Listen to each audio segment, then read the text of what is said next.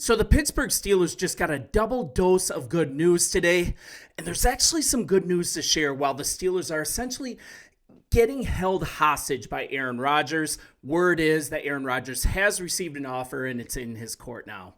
But guess what? The Steelers don't have to just wait passively. A familiar face is coming back to Pittsburgh, and also a new premium trade candidate at quarterback, a guy I wasn't thinking of, is looking to be available. But let's get to the first piece first. The Steelers have agreed to terms with quarterback Mason Rudolph to a 2-year, $8 million deal. And the Steelers, they still remain in the mix for Aaron Rodgers, but they valued Rudolph. They wanted him as part of their mix at quarterback, so they locked him down before anyone else could. No more waiting to see what other teams do. And once again, Rodgers has been officially released today as well as a post-June 1st designation by the Jets. So now the new development. Let's talk about what's in the future for the Steelers. The Atlanta Falcons. They see the quarterback musical chairs running out, if that's the best way to put it.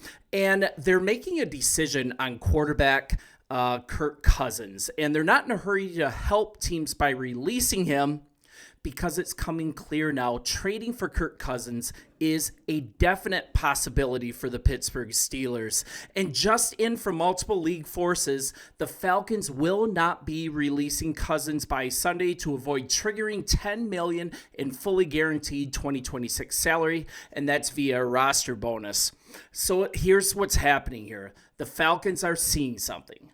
There aren't enough veteran bridge quarterbacks to go around all the teams that need them right now, and they're not inclined to pay Cousins his guaranteed 2025 salary of $27.5 million and be able to resolve some other issues that the team's having.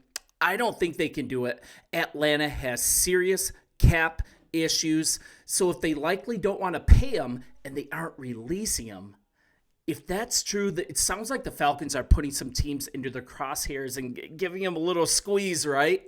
It's because I think they are. Specifically, we're looking at Cleveland and we're looking at Pittsburgh, and that also depends on what happens with Aaron Rodgers. But I prefer that the Pittsburgh Steelers, that you guys take a more active approach. Find another alternative. And also, there's going to be competition for Cousins as well. Let's kind of get into that. But right now, the Falcons look like they're operating kind of with two pieces of info.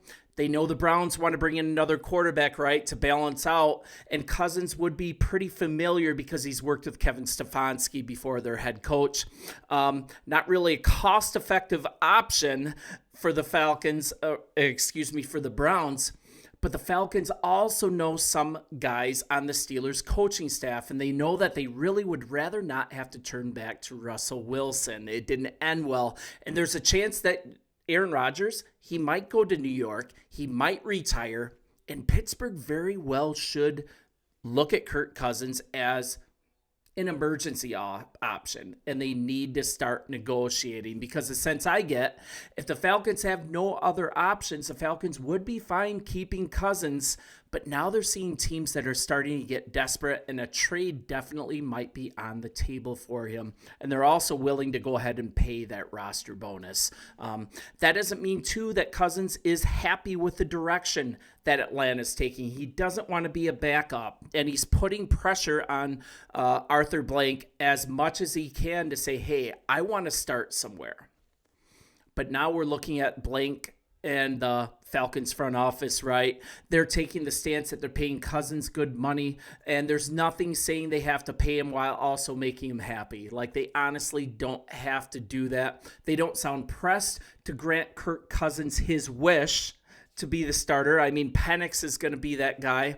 They don't necessarily need to honor his desire to go to a different team that's going to start him, but now it's looking like the trading price might actually be worth their while, and I think it might be worth it for the Pittsburgh Steelers to actually pay it. And the exit here, it's kind of offering some kind of asset the Falcons would be happy with.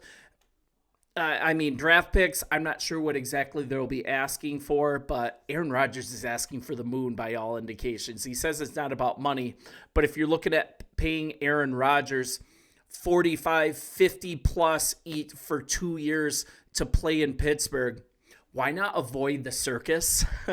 Why not avoid all the trouble and the worry and the guys like posting stuff on Instagram that he's on the beach when like wrapped in velvet or some nonsense, like contemplating his decision. He might keep the Steelers on the hook for a month, 2 months, who knows how long. And in the meantime, Pittsburgh needs to act. I think the situation is developing that Kirk Cousins is going to be the perfect target for Pittsburgh. And also, you got to act fast as well because a team like Cleveland might be waiting in the wings if Cousins is shown to be available. You guys let me know what you think. Is Kirk Cousins, is he the option? Is he a better option than Aaron Rodgers? Are both guys a better option than crawling back to Russell Wilson? You guys will see Russell Wilson is presently in Cleveland, I believe, negotiating or at least doing a team visit. He flew himself out there.